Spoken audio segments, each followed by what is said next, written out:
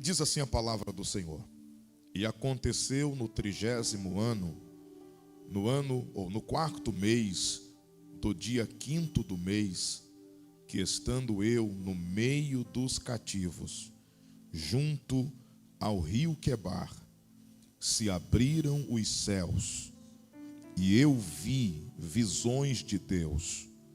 No 5º dia do mês, no 5º ano do cativeiro do rei Jeoaquim, veio expressamente a palavra do Senhor a Ezequiel, filho de Buzi, o sacerdote, na terra dos filisteus, junto ao rio Quebar, e ali esteve sobre ele a mão do Senhor. Tome o seu assento, por gentileza.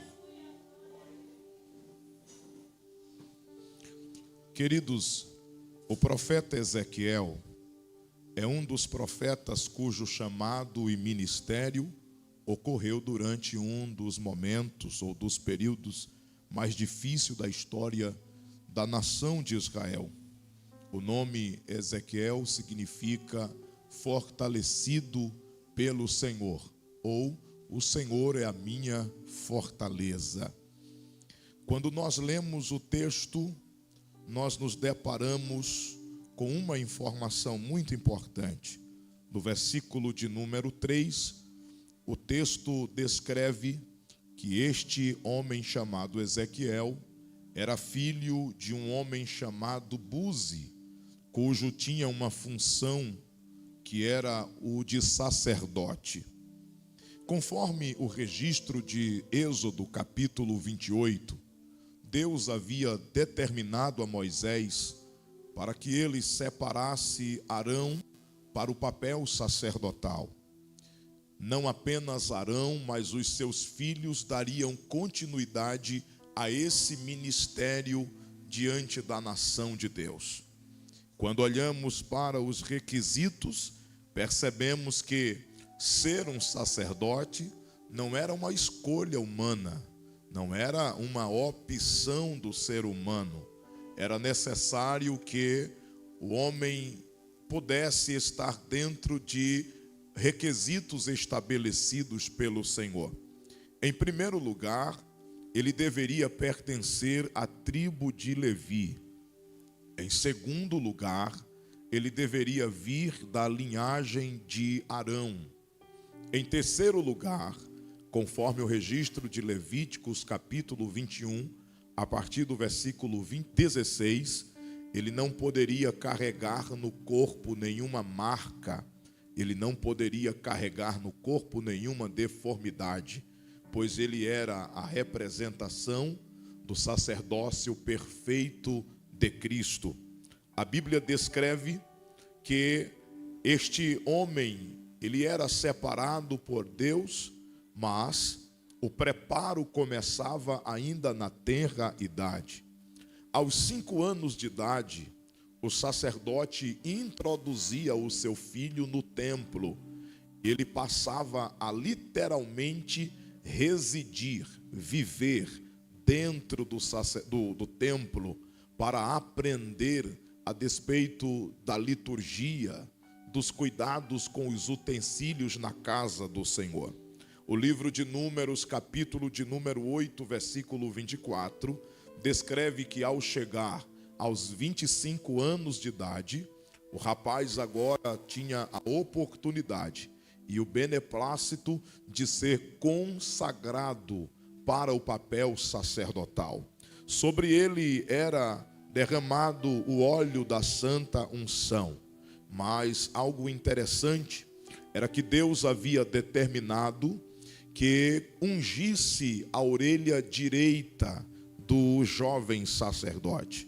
Isso porque a partir dali ele deveria ter sensibilidade para ouvir o povo e levar as suas questões diante do Senhor, como também ele teria que ter sensibilidade para ouvir as orientações do eterno Deus e transmitir para a nação de Israel. Não apenas a orelha direita era ungida, como também o dedo polegar da mão, pois a partir dali ele iria tocar em coisas consagradas ao Senhor. Também era ungido o dedo polegar do pé direito, pois também, a partir daquela experiência, ele teria o beneplácito, o privilégio de entrar no lugar santo, no templo, no tabernáculo. A Bíblia descreve, no livro de Números, capítulo 4, versículo de número 3, que embora sendo consagrado aos 25 anos de idade, apenas quando chegava aos 30 anos, era que oficialmente o homem exercia o papel sacerdotal. Isto significa que dos 25 aos 30 anos, eles teriam que viver um período probatório, onde estudariam sobre a medicina da época, pois o sacerdote também tinha um papel de médico naqueles dias. Era ele que dava o diagnóstico a despeito das doenças de pele, como por exemplo a lepra, que naqueles dias haviam mais de 30 tipos de lepra diferente, e era o sacerdote que dizia se a lepra era curável ou incurável, se tinha algum tratamento, ele dava o diagnóstico. Além de estudar sobre medicina, ele também estudava sobre veterinária, para apresentar diante de Deus o sacrifício perfeito, pois estava sobre os ombros do sacerdote averiguar o animal que era ofertado para o sacrifício diante do Senhor. E seria uma blasfêmia entregar ao Senhor um animal cujo existisse alguma deficiência, deformidade ou doença. Em terceiro lugar, o sacerdote também estudava sobre leis cívicas, pois ele também exercia a função de um tipo de juiz na época. Quando alguém infringia a lei de Israel, estava sobre os ombros do sacerdote dar a sentença ou advogar a respeito de uma pessoa. Além de tudo, ele era um pedagogo, ele era um mestre, ele instruía o povo a viver no caminho do Senhor e na obediência. E por que eu dei todas estas informações? Para asseverar que Ezequiel, desde os 5 anos de idade, se preparou para se tornar aos 30 anos de fato um sacerdote e servir a Deus diante da nação de Israel. O que Ezequiel não esperava, pastor Júnior, era que ocorreria uma tragédia em sua nação. Por volta do ano 606 a.C., o Império Babilônico, com os seus soldados caldeus, cercaram os muros da cidade de Jerusalém. Foram quase 3 anos de cerco, e o povo judeu, refém, sem poder sair para o lado de fora da cidade para colher os frutos no campo. Muitos morreram em estado de inanição. Foi uma época triste, deplorável, que o povo judeu vivenciou. E quando estava prestes a chegar os 3 anos de cerco, o povo não teve mais resistência. E os soldados caldeus conseguiram compenetrar os muros da cidade, demoliram o palácio da nação, destruíram os muros da cidade. E como não bastasse, também demoliram o templo, o lugar sagrado, tanto para Ezequiel como para todos os judeus. A partir daquele dia, o trabalho sacerdotal fora interrompido. E isto significa dizer que depois de tantos anos de preparo, agora ele está impedido de exercer o ministério como sacerdote. Os caldeus levaram consigo milhares de jovens da nata eclesiástica, como também da nata política e intelectual, para a região da Babilônia. Estes jovens são levados cativos depois de 3 anos, por volta do ano 597 antes de Cristo. Os caldeus retornam para Jerusalém, pegam mais um grupo e deportam para a Babilônia. É nesta leva que Ezequiel também será conduzido como cativo, e ao chegar na Babilônia, ele vai ter que se adaptar a uma vida completamente contrastante a tudo que ele viveu até ali. Naquele momento, Ezequiel está concluindo que não valeu de nada todos os seus estudos, todos os seus preparos, toda a sua energia gasta para servir no templo. Ezequiel está naturalmente angustiado, triste, ele vive perdas significativas. Ezequiel é refém da dor, é refém de circunstâncias que fugiram do seu controle. É natural compreender que esta é uma realidade na vida de muitas pessoas no nosso mundo. Quantas pessoas não sonharam projetos, não empenharam energia, não gastaram em cursos de faculdade, e de repente acontece uma tragédia, e esta pessoa é obrigada a mudar a rota da sua vida. As circunstâncias levam esta pessoa a viver uma vida depressiva, porque de uma hora para outra caiu o padrão econômico, porque de uma hora para outra uma tragédia natural faz a pessoa perder o seu patrimônio, e não por que dizer a família. Nós temos visto isto nos noticiários. Há poucos meses no Rio Grande do Sul, teve homens que entraram em desespero, famílias que entraram em desespero, porque projetos, sonhos, tudo foram literalmente de água abaixo. Mas o texto que nós lemos revela para nós que este homem chamado Ezequiel, que tem o seu ministério sacerdotal interrompido pelas circunstâncias da vida, vai ser levado, conduzido à Babilônia e residir à beira do rio Quebar. Há quem diga que ali Ezequiel não tem serventia como sacerdote, então o colocam para amassar barro. Ezequiel está angustiado e ele vive ali pelo menos 5 anos como um cativo. O texto revela que 3 coisas ocorreram na vida de Ezequiel.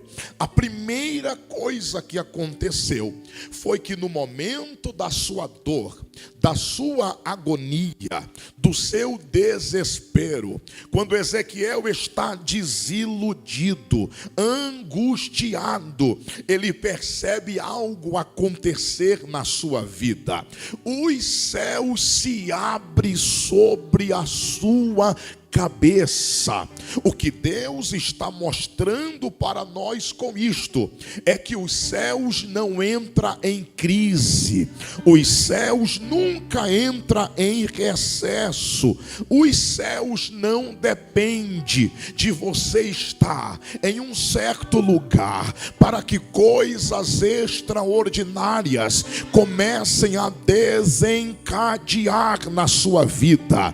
Deus não está limitado à cidade de Caruaru para abrir os céus sobre a tua vida. Deus não está limitado aos governantes políticos para abrir os céus sobre a tua casa. Eu venho nesta noite ministrar para alguém que viu circunstâncias se desencadearem projetos se frustrarem, sonhos serem sepultados, mas Deus me traz como a voz profética para alertar alguém aqui, que tudo isto que aconteceu na tua vida não tem a pata suja de Satanás. Não é porque você fracassou, não é porque as coisas não deram certo. Entenda que Deus está mudando a rota da tua vida, que é Ele que está no comando da tua história, que você pode ter sonhado os teus sonhos, mas Jeremias capítulo 29, versículo 11, Deus falou: eu é que sei os pensamentos que tenho sobre vós, pensamentos de paz e não de morte, ainda que os teus sonhos não tenham fluído, não tenham sido concretizados da maneira que você aguardava, da maneira que você esperava. Mas eu preciso te dizer algo: os planos de Deus permanecem de pé sobre a tua vida, independente das aparentes frustrações, dos aparentes fracassos que você tenha colecionado até o dia de hoje. É Deus quem comanda a tua história. É Deus que comanda a tua vida, é Deus que comanda o teu ministério, é Deus que comanda a chamada na tua vida, é Deus que está no controle da tua história. Ouro para Deus não é nada, prata para Deus não é nada. Ele é dono da prata, Ele é dono do ouro. Ele pode mandar recurso de onde você menos espera. Então entenda nesta noite que a tua vida está debaixo das mãos de Deus.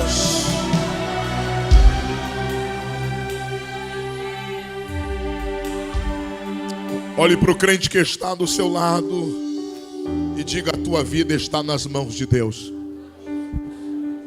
A tua vida está nas mãos de Deus. A tua vida está nas mãos de Deus. A tua vida está nas mãos de Deus. Mas pastor, as coisas não estão acontecendo como eu esperava.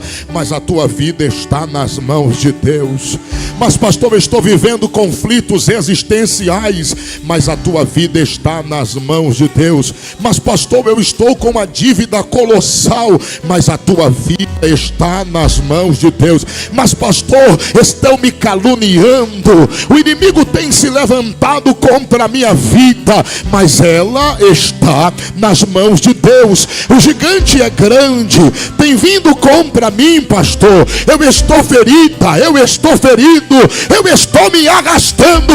Mesmo se arrastando, você está nas mãos de Deus.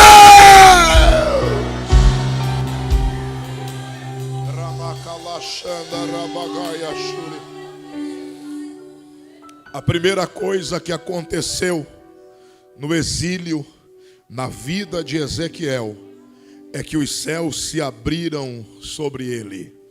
A segunda coisa é, ele diz no versículo 1: e eu vi visões de Deus. E eu vi visões de Deus. Sabe o que isto significa? Deus vai abrir os teus olhos. Deus vai te mostrar coisas inéditas. Deus vai se revelar na tua vida, nos mistérios e nos profundos, como nunca se revelou. Você está nesta circunstância, mas é nesta circunstância que Deus irá abrir os teus olhos espirituais. Isaías no capítulo 6 disse: no ano em que morreu o rei Uzias, eu vi ao Senhor assentado sobre um alto e sublime trono. Ele revela: eu vi, mas eu vi num ano de luto. Eu vi, mas eu vi num ano de perdas. Eu vi, mas eu vi num ano de lágrimas. Pois é, eu vi. E o que que ele viu? Eu vi o Senhor, aonde Deus estava assentado no trono. E por que Deus se revelou a Isaías no trono? Porque ele estava angustiado, entristecido, porque o trono de Israel estava vazio, dado a morte do rei Uzias, o seu primo. Deus estava dizendo para Isaías: o trono de Uzias está vazio na terra, mas o meu trono não está vazio nos céus. Deus estava dizendo: Isaías, eu estou abrindo os teus olhos para você ver que eu estou no alto e sublime trono, que eu estou acima da dificuldade, que eu estou acima das intempéries, que eu estou acima dos problemas, que eu estou acima da impossibilidade. Deus está abrindo os teus olhos nesta noite, e Ele vai te fazer enxergar diferente o ambiente que te cerca. Até hoje você chegou olhando para o ambiente dizendo: ó céu, ó vida. Mas Deus vai te fazer abrir os olhos e enxergar que, ainda que na tua perspectiva humana o ambiente não seja favorável, mas a promessa está de pé, mas a promessa está de pé, mas a promessa está de pé.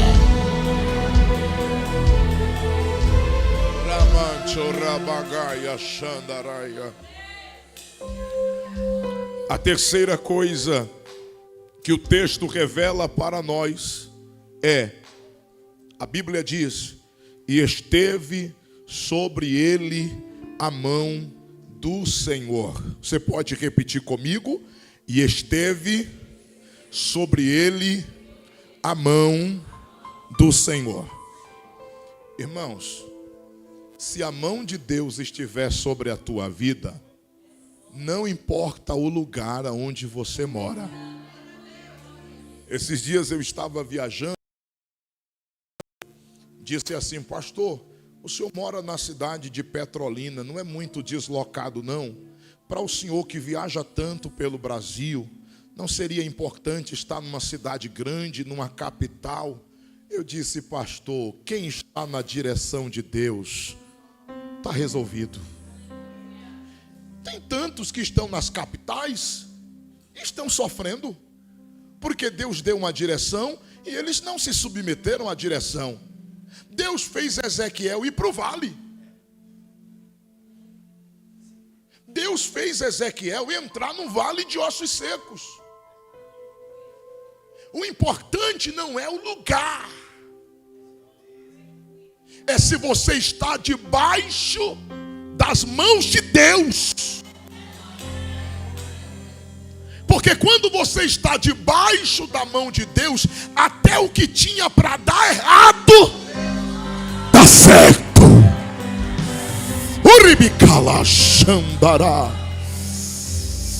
Estar debaixo da mão de Deus, irmãos, é o que você precisa. Estar debaixo da mão de Deus é o que você necessita. Escute, Ezequiel está debaixo da mão do Senhor, mas é um cativo. Pois é, mas está debaixo da mão de Deus. Está no cativeiro, pois é, mas está debaixo da mão de Deus. O que Deus está fazendo na vida de Ezequiel aqui é mudando a rota da sua vida. Porque, como eu expliquei no início da minha mensagem, Ezequiel se preparou a vida inteira para exercer o papel de sacerdote. Só que no capítulo 1 e no capítulo 2 do seu livro, você percebe que Deus não o quer usar como sacerdote. Deus quer usar Ezequiel como profeta. E havia uma diferença muito grande em ser profeta e ser sacerdote. E eu preciso pontuar pelo menos uma diferença aqui que vai fazer você compreender algo muito importante. Era que, pastor, ser um sacerdote era praticamente ser um funcionário público.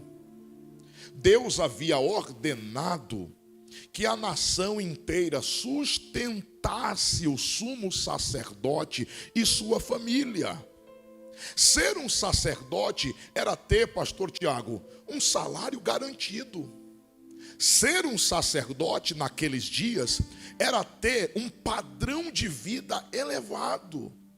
Só que Deus não quer que Ezequiel dependa do governo. Deus quer levantar Ezequiel como profeta. E como é que profeta vive? Dependendo de corvo.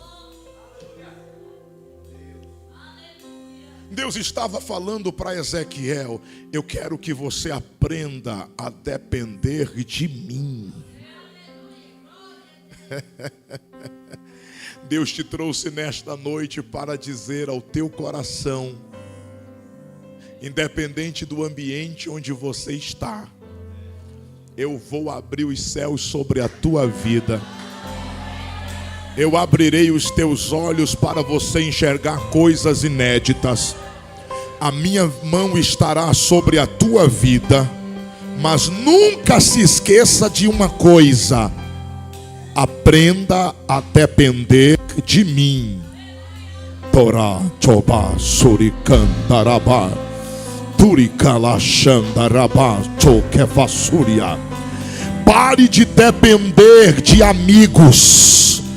Pare de depender do dinheiro que está na sua conta.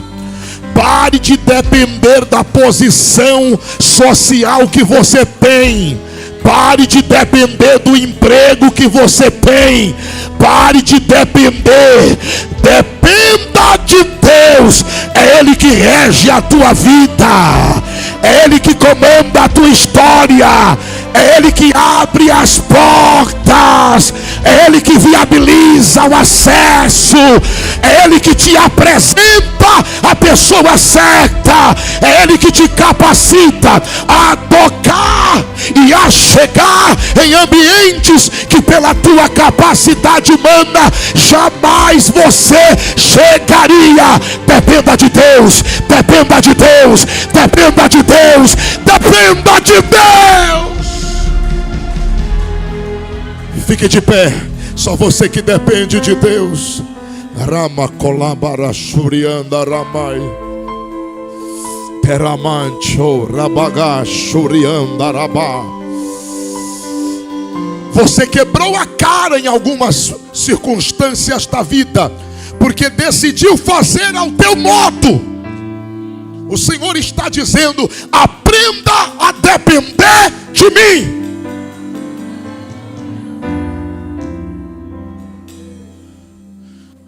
É tão bom depender de Deus, pastor.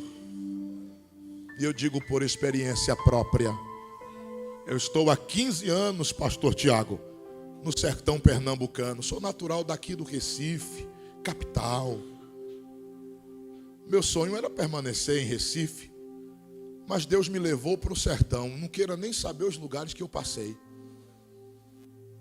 Lugares que eu pastoreei a igreja, que para chegar a pregar para 2 pessoas, eu tinha que andar 10 quilômetros no meio do mato com medo de cobra. Só que tem um detalhe: eu estava debaixo da mão de Deus.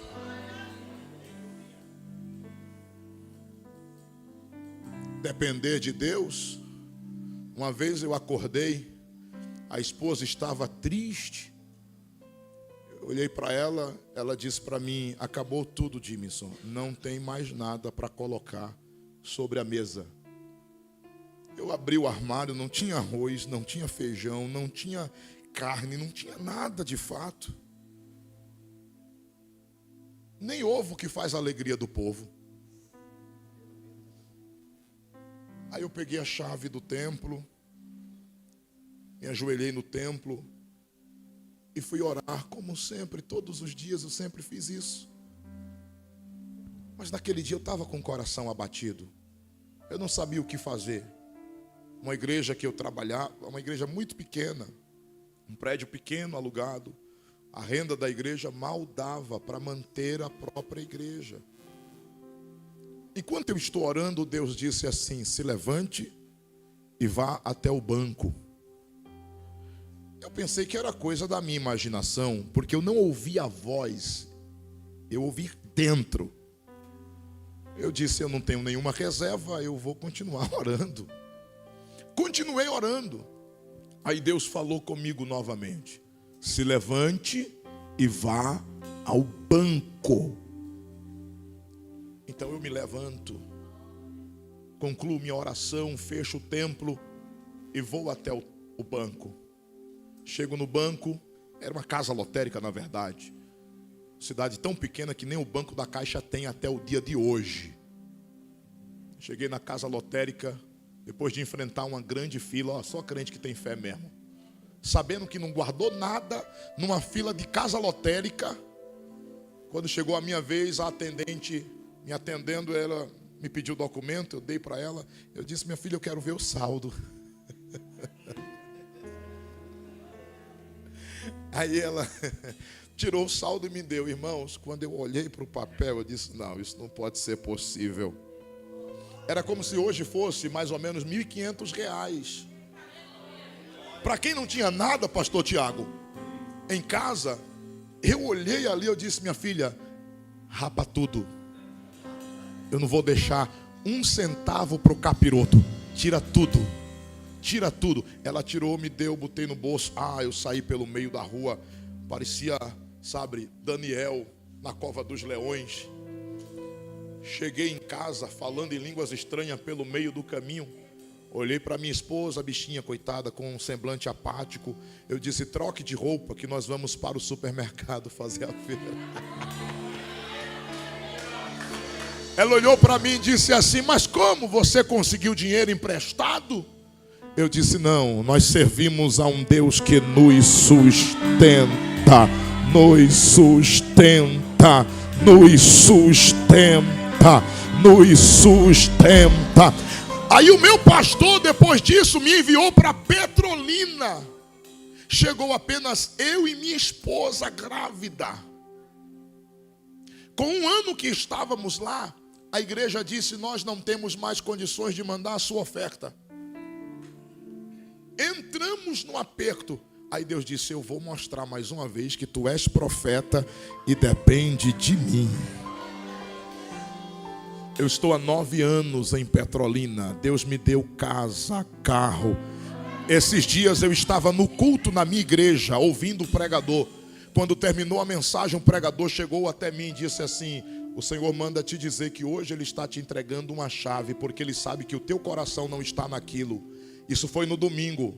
Na segunda-feira, Deus me deu um terreno num condomínio com piscina à beira do rio São Francisco para pescar. Torá, choramanda, ragaia, xuria.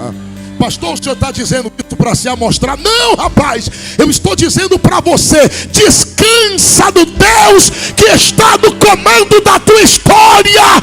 Ele está agindo ao teu benefício. Ele é o Deus que te sustenta. Aprenda a depender do Senhor. Aprenda a depender do Senhor. Eu quero orar por você agora. Feche os teus olhos.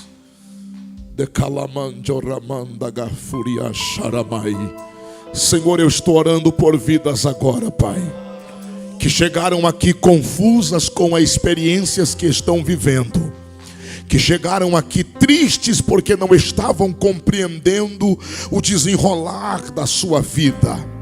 Estavam se sentindo apáticas porque estavam imaginando que o Senhor havia desamparado e esquecido ao relento. Mas nesta noite o Senhor nos alertou e o Senhor esclareceu a nossa mente que as circunstâncias que têm surgido na nossa vida não é porque o diabo está dominando a nossa história, mas é porque o Senhor está mudando a rota da nossa vida, porque os teus pensamentos são maiores do que os nossos pensamentos, porque os teus planos para a nossa vida são maiores do que os nossos sonhos, porque o Senhor é o Deus que abre os céus mesmo quando não há expectativa aqui na terra, mesmo quando todas as portas se fecham na terra, o Senhor tem a chave que abre as comportas dos céus. E aqui está este homem, está esta mulher que está ouvindo a tua palavra, e nesse momento eu oro que o Senhor acrescente a fé na vida dele, que o Senhor acrescente a fé na vida dela. Arranca esta ansiedade que está tirando o apetite do teu servo, que está tirando o sono da tua serva, que está tirando a paz do coração dos teus filhos, e traz agora, por intermédio do teu Espírito Santo, uma unção que restaura, que levanta, que coloca sobre os pés, e aonde estiver um coração disposto a receber do alto, comece a sentir a língua tremular, os lábios baterem e falarem em línguas espirituais. Enche, enche, enche, enche, enche este homem agora, enche esta mulher agora. Tira o medo, tira a timidez, tira o receio, tira o sentimento de culpa e transborda unção e autoridade sobre a vida dele agora, agora, agora. Enche com a tua graça. Ramakala Shandaraba. Recebe de Deus aí. Recebe do eterno agora. Deus está dizendo: eu amparo, eu sustento, eu conduzo. Descansa nas minhas mãos. Eu estou no comando da tua história, permaneço no trono, rejo a história e conduzo os teus passos para a glória do meu nome. Levante a mão e adore agora. Levante a mão e abra a sua boca. Levante a mão e glorifique. Levante a mão e enalteça. Levante a mão, só você que tem certeza que o teu Deus está com as mãos estendidas sobre a tua vida, sobre o teu ministério, sobre a tua família, e nenhum mal te alcança.